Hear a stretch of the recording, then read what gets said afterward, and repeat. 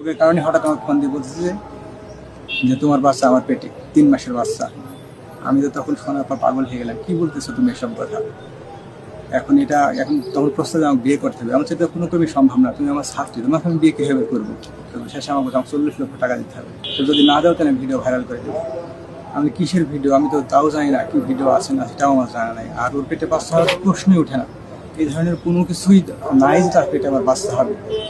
আর উনি আমাকে দীর্ঘদিন ধরে ভালো সম্পর্কের কারণে ব্ল্যাকমেল করে আসছে। আর এটাও জানতে পারবেন আপনারা, কিছুদিন আগে ওর হাত কেটেছি, এখনও দেখেন প্রমাণে হাত কাটার আমাকে ভয় দেখায়, তাহলে আমি আত্মহত্যা করবো। তারপরে আবার কিছুদিন আগে আমাকে ভয় দেখি অনেকগুলা ঘুমের বড়ি খেয়ে সদর হাসপাতালে ভর্তি ছিল, এটাও আমাকে ভয় দেখায়। কিন্তু আমি এর উপর থেকে আমি আর চাপ নিতে পারতেছিলাম না। আমি বারবার বললাম যে তুমি কিছু টাকা পয়সা নেওয়া নিয়ে করো, তারপরে সে কখনো নেই কথা ভাইরাল করে। তারপরে শেষ পর্যন্ত আমি তো নিজেই বুঝতে পারছি না আমি কী করবো।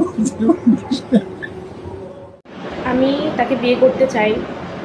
আমার জীবন যখন শেষ হয়ে গেছে, আমার সম্মান তো যখন শেষ হয়ে গেছে, আমি তাকে ছাড়া কখনো অন্য কোথাও বিয়ে করব না, আমি তাকেই বিয়ে করব। আমি এটাই চাই এখন, আমার জন্য তার সাথেই বিয়েটা হোক।